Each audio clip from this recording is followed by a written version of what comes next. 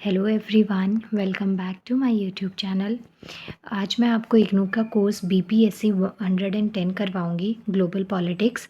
ये देखिए, इसका सेकंड पार्ट है। इसका फर्स्ट पार्ट मैं अपलोड कर चुकी हूँ और उसी में आपके कमेंट्स आए थे कि आपको एक और पार्ट इसका चाहिए। इस वजह से मैं इसको रिकॉर्ड कर रही हूँ। आज फिर हम इसमें कुछ 5 to 6 क्वेश्चंस करेंगे जो कि मुझे लगा कि काफ़ी इंपॉर्टेंट है, उनकी नॉलेज आपको होनी चाहिए। सो फटाफट से वीडियो को लाइक कर दीजिएगा। प्लस एक जॉइन बटन है ब्लू कलर में, उसे आप प्रेस कर लीजिएगा। उसमें आपको ज़्यादा अमाउंट पे नहीं करना पड़ेगा, लेकिन हाँ, आपका थोड़ा सा सपोर्ट भी इस चैनल को बहुत ज़्यादा बूस्ट कर सकता है। सो स्टार्ट करते हैं। फर्स्ट क्वेश्चन है, आपको यहाँ पे टर्म दे रखी है, उसके ऊपर शॉर्ट नोट लिखना है। सो टर्म है टेररिज्म, आतंकवाद पे शॉर्ट नोट लिखना है। सो देखिए, टेररिज्म क्या होता है? इंटेंशनल वायलेंस होता है। मतलब कि जब आप सोच समझ के प्लानिंग से कोई भी अहिंसा फैलाते हैं ना, हिंसा फैलाते, तो उस चीज़ को हम टेररिज्म कहते हैं। या फिर एक ऐसा फियर जो कि आप पॉलिटिकल या फिर आइडियोलॉजिकल, आपका कोई एम है, किसी को आप डराने, थ्रेट के पर्पस से जब हम ऐसा फेयर फैलाते हैं तो उसे हम क्या कहते हैं? टेररिज्म कहते हैं। नेक्स्ट पॉइंट आप इसमें लिख सकते हैं कि जो टेररिज्म है या टेरर वर्ड है, इसका ओरिजिन कहाँ से हुआ था। तो ये देखिए, फ्रेंच रेवोल्यूशन के टाइम पे, लेट 18th सेंचुरी में जो फ्रेंच रेवोल्यूशन हुआ था, उस टाइम पे ये जो टर्म है टेररिज्म, इसको ओरिजिनेट किया गया था। नेक्स्ट टर्म आता है कि टेररिज्म क्या है? एक एक्शन है और थ्रेट है जो कि डिज़ाइन किया जाता है टू इन्फ्लुएंस द गवर्नमेंट और इंटिमिडेट द पब्लिक। जैसे लोगों में ना डर पैदा करने के लिए या फिर गवर्नमेंट से अपनी कोई बात को मनवाने के लिए जो टेररिस्ट हैं वो इन एक्टिविटीज़ को परफॉर्म करते हैं। आपने बहुत सारी मूवीज़ में देखा होगा, मोस्टली जो टेररिज्म है ना, इसके पीछे की वजह जो है वो गवर्नमेंट को ही रखा जाता है। लाइक उनसे अपनी कोई बात मनवानी है, कोई इशू चल रहा है बहुत टाइम से, कोई क्रिमिनल केस है, तो उन सब चीज़ों के सिचुएशन में बॉम्ब ब्लास्ट है या फिर जो नक्सलिज्म है या फिर बहुत सारे जो ऐसे थ्रेट हैं लोगों को डराने के लिए किए जाते हैं, तो उसे हम क्या कहते हैं? टेररिज्म कहते हैं। नेक्स्ट पॉइंट आपको पता होना चाहिए कि टेररिज्म के कुछ कंपोनेंट्स होते हैं, जैसे एक्ट ऑफ वायलेंस हो गया, ऑडियंस की ज़रूरत होती है। अगर लोग नहीं होंगे, पब्लिक नहीं डरेगी, तो ऑब्वियसली टेररिस्ट अटैक का कोई यूज़ ही नहीं है। आपने देखा होगा मूवीज़ में बहुत सारी जो ऐसी सिचुएशंस होती हैं, उसमें टेररिस्ट लोगों को डरा के, होस्टेज बना के जो गवर्नमेंट है उनसे अपनी डिमांड को पूरी करवाते हैं। तो ये चीज़ है कि ऑडियंस की ज़रूरत, ऑडियंस का मतलब यहाँ पे हो गया लेमैन, जो कॉमन पर्सन है, पब्लिक है, उनके बारे में यहाँ पे बोला गया है। इसके अलावा एक क्रिएशन करना मूड ऑफ फियर की, मतलब डर का जो फियर है ना, डर है, ये ऐसी चीज़ को क्रिएट कर देना। इनोसेंट विक्टिम होने चाहिए। ऑडियंस और इनोसेंट विक्टिम ऑलमोस्ट सेम है कि इन्हीं को डरा के ये जो है ना अपनी बात को मनवाते हैं। नेक्स्ट आता है पॉलिटिकल गोल और कोई मोटिव भी होना चाहिए। नेक्स्ट पॉइंट आपका आता है यहाँ पे पेरिस एग्रीमेंट। नेक्स्ट टेररिज्म पे शॉर्ट नोट के बाद में नेक्स्ट हम आती है हमारी पेरिस क्लाइमेट एग्रीमेंट, जो पेरिस जलवायु समझौता था। देखिए, जो क्लाइमेट एग्रीमेंट है ना, ये काफ़ी ज़्यादा इंपॉर्टेंट इसलिए हो जाता है क्योंकि आपको पता है अभी ना जिस तरीके से पोल्यूशन का लेवल बढ़ रहा है, बहुत ज़्यादा ग्लोबल वार्मिंग का नेगेटिव इफेक्ट पड़ रहा है, तो वो सब चीज़ की वजह से जो क्लाइमेटिक कंडीशन से रिलेटेड जितने भी एग्रीमेंट्स हैं वो आपको पता होनी चाहिए। तो इसमें पेरिस क्लाइमेट एग्रीमेंट क्या है? एक इंटरनेशनल ट्रीटी है जो कि किसके लिए करी गई है? क्लाइमेट चेंज, जो जलवायु परिवर्तन हो रहा है उसके लिए ये एक ट्रीटी करी गई है। कब इसको अडॉप्ट किया गया था? तो देखिए, 2015 में फ्रांस में इसको अडॉप्ट किया गया था। नेक्स्ट आता है हमारे पास में इसको साइन कब, जैसे ये जो है ना 2015, ये तो इसका अडॉप्शन टाइम है, लेकिन 2016 में इसको क्या किया गया? साइन किया गया, 22 अप्रैल 2016 में। और ये जो एग्रीमेंट है इसका एम क्या है? To substantially reduce global green house gases emission. जो ग्रीन हाउस गैस एमिशन है ना उसको रिड्यूस करना, क्योंकि ये जो एमिशन ये रिड्यूस होगा तभी जाके जो पोल्यूशन का लेवल है वो कम होगा। जो इन्वायरमेंट में गर्मी, टेम्परेचर बहुत ज़्यादा बढ़ रहा है, उसको रिड्यूस करने के लिए हमें इसकी बहुत ज़्यादा ज़रूरत है। तो ये बेसिकली एक एफर्ट है जो कि लिमिट करता है किस पे? ग्लोबल टेम्परेचर पे, जो इस सेंचुरी में टाइम बाय टाइम जो इंक्रीज़ हो रहा है उसको लिमिट में करने के लिए, उसको रिड्यूस करने के लिए ये जो पेरिस क्लाइमेट एग्रीमेंट है ये किया गया है। अब इसके अंदर कुछ कमिटमेंट्स भी इंक्लूड हैं, जैसे जितनी भी जो मेजर एमिटिंग कंट्रीज़ हैं, मेजर जो पोल्यूशन एमिटिंग कंट्रीज़ हैं, उनको अपने क्लाइमेट पोल्यूशन को ठीक करना होगा। मतलब जो पोल्यूशन का लेवल वहाँ से एमिट हो रहा है, जो एक होता है आपके पास में डेवलपिंग कंट्रीज़ और एक होता है डेवलप नेशन। तो जो डेवलपिंग कंट्रीज़ हैं उनकी ये डिमांड है कि जो डेवलप नेशन है ना वो कुछ हद तक हेल्प करें उनको डेवलप होने में, और जो पॉल्यूशन है उसका एमिशन कम से कम हो पाए। क्योंकि अगर कोई कंट्री डेवलपिंग है, मतलब अभी वो उसमें सिर्फ डेवलप हो रहा है, रेगुलर बेसिस पे वो कॉन्टिन्यूशन में प्रोसेस में है, तो आप देखेंगे वहाँ पे पॉल्यूशन का लेवल काफ़ी ज़्यादा आपको देखने को मिलेगा। जो ग्रीन हाउस गैसेज इमिशन है इनका भी बहुत ज़्यादा ये प्रोसेस आपको देखने को मिलेगा। तो इस वजह से ये जो पेरिस क्लाइमेट एग्रीमेंट है ये किया गया है। इसी के अंदर ये आता है कि ये जो है ना फाइनेंस प्रोवाइड करता है जो डेवलपिंग कंट्रीज़ होते हैं उनको क्लाइमेट चेंज को मिटिगेट करने में हेल्प करे। जैसे फ़ंड प्रोवाइड करना होता है ना, तो वही सेम सिचुएशन इसमें आती है। तो यहाँ पे दो टर्म्स आप देखेंगे, एक है टेररिज्म जिस पे शॉर्ट नोट लिखना था, और एक आपका पेरिस क्लाइमेट एग्रीमेंट जिसके ऊपर शॉर्ट नोट लिखना था। नेक्स्ट हमारे पास में जो है वो है question number 3, what do you mean by weapons of mass destruction, और explain the biological and chemical weapons as WMD से, मतलब कि जो वेपन्स ऑफ मास डिस्ट्रैक्शन है उसके अंदर आपको बायोलॉजिकल और केमिकल वेपन्स को डिफाइन करना है। तो अब यहाँ पे देखिए इस क्वेश्चन के आंसर के लिए पहले तो आपको ये जो टर्म दे रखी है वेपन्स ऑफ मास डिस्ट्रैक्शन ये आपको बतानी है, उसके बाद में बायोलॉजिकल और केमिकल वेपन्स को आपको डिफाइन करना है। तो पहले तो देखिए जो मास डिस्ट्रैक्शन है इसका मतलब क्या है, मास मतलब बल्क में, जब लार्ज स्केल पे लोगों को डिस्ट्रैक्ट किया जा रहा है उनके प्लेस से, उनका हैबिटेट लॉस हो रहा है, उनकी लाइफ को बहुत ज़्यादा थ्रेट हो रहा है, तो ये चीज़ आती है आपकी मास डिस्ट्रैक्शन के अंदर। तो इसके अंदर क्या क्या पॉइंट्स आप लिख सकते हैं, मास डिस्ट्रैक्शन किस किस थ्रू हो सकता है, या तो न्यूक्लियर अटैक होता है, कहीं पे रेडियोलॉजिकल अटैक हो रहा है, केमिकल का यूज़ किया जा रहा है, बायोलॉजिकल और जो अदर डिवाइसेस है ना, ये एक लार्ज स्केल पे लार्ज नंबर ऑफ जो पीपल होते हैं ना उनकी लाइफ को ये थ्रेट पहुंचाते हैं। नेचुरल डिज़ास्टर भी जो है ना वो भी मास डिस्ट्रैक्शन का एक वे है, लेकिन यहाँ पे वेपन्स की, हथियारों की बात करी गई जो कि मैन मेड हो, जो खुद से क्रिएट करे गए हो और इंटेंशनली वहाँ पे उनको प्लेस किया गया हो। तो उसके अंदर आपके न्यूक्लियर, रेडियोलॉजिकल, केमिकल, बायोलॉजिकल और कुछ अलग डिवाइसेस आते हैं जो कि लार्ज ग्रुप ऑफ पीपल को या लार्ज नंबर ऑफ पीपल जो है ना उनको इनके थ्रू हार्म पहुँचाया जाता है। अब इसमें हमारे पास दो टर्म्स आती है, एक आता है केमिकल वेपन्स आते हैं और दूसरा आते हैं आपके बायोलॉजिकल। तो यहाँ पे जो है ना CA का मतलब हो गया केमिकल एजेंट्स। केमिकल एजेंट जो होते हैं वो हैज़ार्डस सब्सटेंस तो होते हैं, लेकिन ये इमीडिएटली आपको बीमार कर सकते हैं। जैसे कि कोई भी हार्मफुल पॉइजनस गैस है उसका इम्पैक्ट आप देखेंगे, और कुछ ऐसे जो केमिकल मटेरियल्स होते हैं, सब्सटेंसेस होते हैं, वो एयर में डिज़ोल्व हो जाए तो उसको आप देखेंगे कि ऑन द स्पॉट आपको इमीडिएट एक्शन उनका देखने को मिलता है। लेकिन जो बायोलॉजिकल एजेंट्स होते हैं उसमें आपके वायरस और बैक्टीरिया आते हैं जिसको थोड़ा टाइम लगता है, लेकिन ये एक बार जब अपनी डिजीज़ को स्प्रेड कर देते हैं, इनसे जब आप एक बार बीमार हो जाएंगे, इन्फेक्टेड हो जाएंगे, तो काफ़ी लंबा टाइम लग जाता है आपको रिकवरी में। जैसे स्मॉल पॉक्स है, प्लेग है, फुट माउथ डिजीज़ हो गया। तो ये पॉइंट्स आपको याद रखने कि ये हमारे बायोलॉजिकल एजेंट्स हैं और कुछ हमारे होते हैं केमिकल एजेंट्स। नेक्स्ट आता है जो मॉडर्न वेपन जो है मास डिस्ट्रैक्शन के। मास डिस्ट्रैक्शन मतलब लार्ज स्केल पे जो लोगों को एक प्लेस से दूसरे प्लेस पे हटाया जा रहा है, उनको उनकी लाइफ पे थ्रेट पहुंचाया जा रहा है। तो उसके मॉडर्न वेपन्स में हमारे पास 3 डिवीजन आते हैं, एक आता है न्यूक्लियर, दूसरा आता है बायोलॉजिकल और तीसरा आता है केमिकल। तो इन तीनों पॉइंट्स को आप थोड़ा थोड़ा एक्सप्लेन कर सकते हैं अगर आपके पास में ये क्वेश्चन आता है तो। नेक्स्ट हमारा क्वेश्चन नंबर 4 है, what are the major trends of terrorism in South Asia.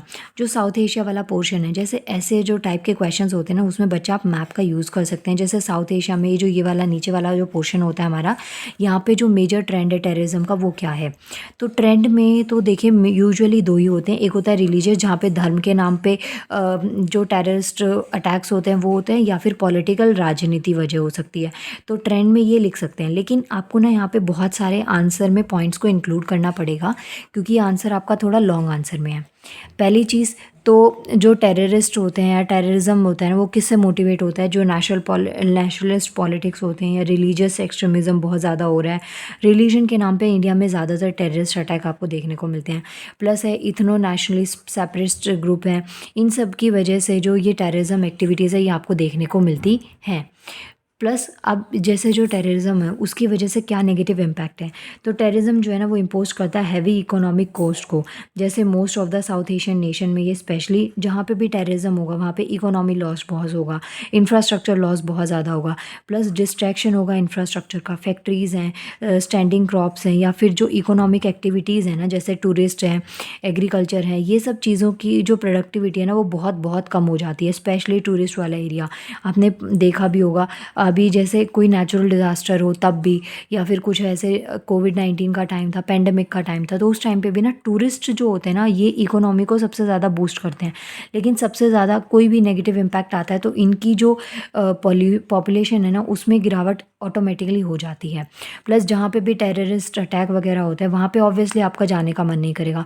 Russia Ukraine का कॉन्फ्लिक्ट आप दिमाग में ला सकते हैं कि वहाँ पे जैसे कॉन्फ्लिक्ट स्टार्ट हुआ था उस टाइम पे जो इंडियन स्टूडेंट्स हैं जो वहाँ पे मेडिकल की स्टडी के लिए गए थे उन सबको इंडिया वापस बुला लिया गया, और अभी भी वहाँ पे जो सिचुएशन है वो अभी ठीक तरीके से नहीं रिजॉल्व हुई है। अभी हमास वाला सिचुएशन आप देख लीजिए, तो जहाँ पे टेररिस्ट एक्टिविटीज़ होती है ना वहाँ पे लोग जाने से भी डरते हैं। तो ये सब चीज़ों की वजह से इकोनॉमिक लॉस बहुत ज़्यादा हो जाता है। और भी थ्रेट होते हैं ये जो टेररिज्म है, सिर्फ साउथ एशिया में नहीं कहीं पे भी टेररिज्म हो रहा है ना, तो उसमें आप ये पॉइंट्स को इंक्लूड कर सकते हैं कि और क्या क्या थ्रेट होते हैं जो आपका टेररिज्म है उससे। तो पहला आता है इन्वायरमेंटल डिग्रेडेशन हो रहा है, इरेगुलर माइग्रेशन हो रही है, मतलब लोगों को अपने प्लेस से लार्ज नंबर पे जाना पड़ रहा है, बिना वजह भी वहाँ पे लोगों को डिस्प्लेस करना पड़ रहा है। इन्फेक्शियस डिजीज़ बहुत ज़्यादा हो जाती हैं, ड्रग ट्रैफिकिंग जो है ना ये बहुत ज़्यादा स्टार्ट हो जाती है। टेररिज्म का एक पार्ट ही है ड्रग ट्रैफिकिंग।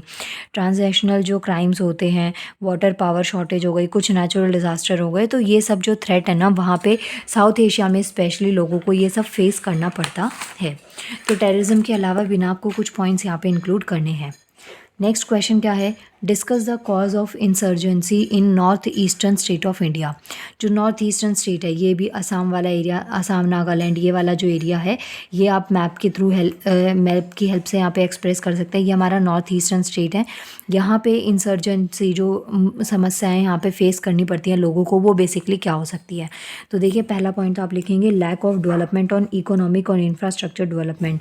लो रिप्रेजेंटेशन होता है पॉलिटिक्स का यहाँ पे, प्लस जो डेवलपमेंट है इकोनॉमिक और इंफ्रास्ट्रक्चर डेवलपमेंट है ना उसमें बहुत ज़्यादा गिरावट कमी देखने को मिलती है। फिर जो टेरिटोरियल कॉन्फ्लिक्ट्स होते हैं नॉर्थ ईस्टर्न स्टेट में, जैसे कि मणिपुर नागालैंड के बीच में बॉर्डर डिस्प्यूट चलता रहता है। नागालैंड असम में ये जो बॉर्डर डिस्प्यूट है ये चलता है, मिज़ोरम असम में। प्लस इनमें जो ट्राइब्स हैं, जनजातियाँ हैं और कल्चरल है, इनकी वजह से भी बहुत सारे इश्यूज़ आते रहते हैं। प्लस जो ह्यूमन राइट्स है उनका वायलेशन होता है दोनों साइड से।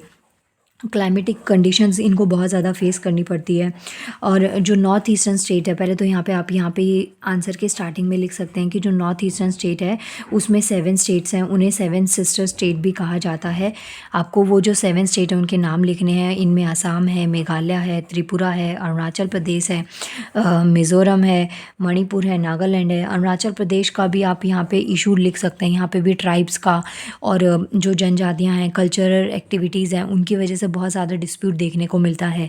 प्लस आप इनका बॉर्डर डिस्प्यूट इसमें इंक्लूड कर सकते हैं। और इसके साथ साथ में इसमें बहुत ज़्यादा एथनिक डाइवर्सिटी होती है, जैसे ट्राइबल ग्रुप होते हैं ना उनके अपने कुछ डिस्टिंक्ट कल्चर्स होते हैं जिसकी वजह से भी कॉन्फ्लिक्ट कई बार क्रिएट हो जाता है। तो ये पॉइंट आप अपने आंसर में इंक्लूड कर सकते हैं। नेक्स्ट हमारे पास में क्वेश्चन आता है कि जो ग्लोबलाइजेशन है ना उस पे जो इकोनॉमिक इम्पैक्ट है ना ग्लोबलाइजेशन के वो यहाँ पे आपको लिखने हैं। तो ये क्वेश्चन अगर आए तो इसका आंसर आप बहुत अच्छा लिख सकते हैं। कैसे, पहले तो आप इसमें ना जो ग्लोबलाइजेशन है, सॉरी मुझे बहुत नींद आ रही है इस वक्त।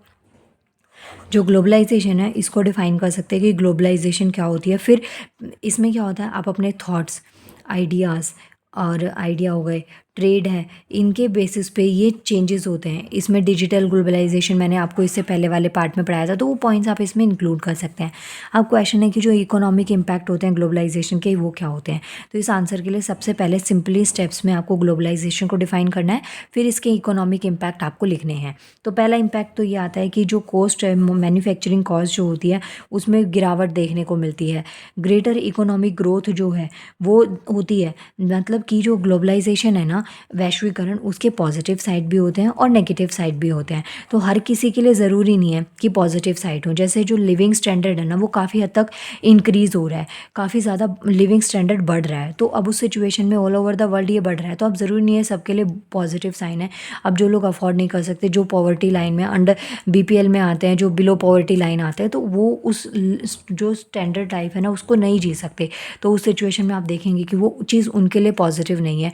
तो ये सब पॉइंट्स आप यहाँ पे इंक्लूड कर सकते हैं। प्लस जो ग्रेटर इकोनॉमिक ग्रोथ हो गई, इम्प्रूव्ड प्रोडक्टिविटी हो गई, जॉब क्रिएशंस बढ़ती हैं ग्लोबलाइजेशन से, प्रोडक्टिविटी बहुत ज़्यादा बढ़ जाती है, इकोनॉमिक ग्रोथ बहुत ज़्यादा हो जाती है। लेकिन कहीं ना कहीं इसमें नेगेटिव इम्पैक्ट्स भी होते हैं, जैसे मैन्युफैक्चरिंग की जो कॉस्ट है वो काफ़ी ज़्यादा डिक्रीज़ होती है। प्लस जो ग्लोबलाइजेशन है ना led to increase in standards of living around, ये मैंने आपको बता दिया कि हर जगह इसके पॉजिटिव साइड्स नहीं है, कई जगह इसका बहुत ही नेगेटिव इम्पैक्ट भी है। प्लस जो ग्लोबलाइजेशन है इसमें इन्वॉल्व होता है deeper integration between the countries through network of trade. हम ना दूसरी कंट्रीज़ के साथ में जुड़ते हैं ट्रेड के पर्पज़ से, व्यापार के पर्पज़ से। कैपिटल फ्लो बढ़ता है, आइडियाज़ है, टेक्नोलॉजी है, मूवमेंट ऑफ जो पीपल है, लोगों की जो मूवमेंट है वो बहुत ज़्यादा बढ़ती है। आप यहाँ रह रहे हैं इंडिया में, आपके रिलेटिव्स, आपके फ्रेंड्स, आपके कज़न, आपके फैमिली मेम्बर्स फॉरेन कंट्री में रहते होंगे, आप उनसे मिलने जाते होंगे या वो यहाँ पे आते होंगे। तो इस तरीके से जो मूवमेंट है लोगों की वो बहुत बढ़ती है। टेक्नोलॉजी बहुत ज़्यादा बढ़ रही है क्योंकि हमारे जो लव्ड वंस हैं वो हमसे दूर है, उनसे कनेक्ट होने के आप कोई ना कोई वे निकालेंगे। कैपिटल फ्लो बहुत होता है। प्लस एक प्लेस से दूसरी प्लेस पे लोग जाएंगे तो वहाँ पे आइडियाज़, थॉट भी है ना वो काफ़ी हद तक क्या होते हैं, इंक्रीज़ होते हैं। तो देखिए इसमें मैंने सेकंड पार्ट में भी आपको कुछ क्वेश्चंस करवाए हैं। इस वीडियो पे आप नए हैं तो मैं आपको दिखा दूं, इससे पहले वाला पार्ट था उसमें भी मैंने ग्लोबल पॉलिटिक्स के क्वेश्चंस करवाए थे। जैसे पहला क्वेश्चन था डिफरेंसेस लिखने थे आपको एनपीटी और सीटीबीटी में। नेक्स्ट क्वेश्चन था डिफरेंस आपको लिखने थे रेफ्यूजी, माइग्रेंट और डायस्पोरा क्या होते हैं। उसके बाद में आपके पास में ग्लोबलाइजेशन को डिफ़ाइन करना था, डिजिटल ग्लोबलाइजेशन क्या था, इम्पैक्ट्स ऑफ ग्लोबलाइजेशन, जो कल्चर पे ग्लोबलाइजेशन के इम्पैक्ट है वो क्या क्या था, ये पॉइंट्स लिखे थे।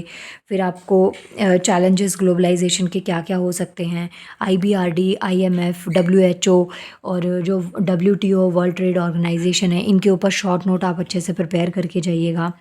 इसके साथ साथ में यहाँ पे जो इम्पैक्ट और फंक्शंस एमएनसी और टीएनसी के क्या क्या थे ये सब पॉइंट्स मैं आपको करवा चुकी थी।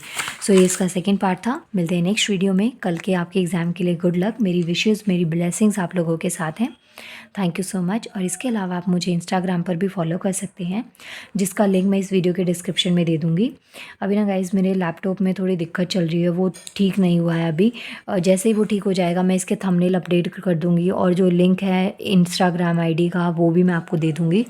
और इसके अलावा आप मुझसे पर्सनली कनेक्ट हो सकते हैं ज्वाइन बटन को प्रेस करके, जहाँ पे आपको थोड़ा ही अमाउंट पे करना पड़ेगा। नाउ मिलते हैं नेक्स्ट वीडियो में। Thank you so much.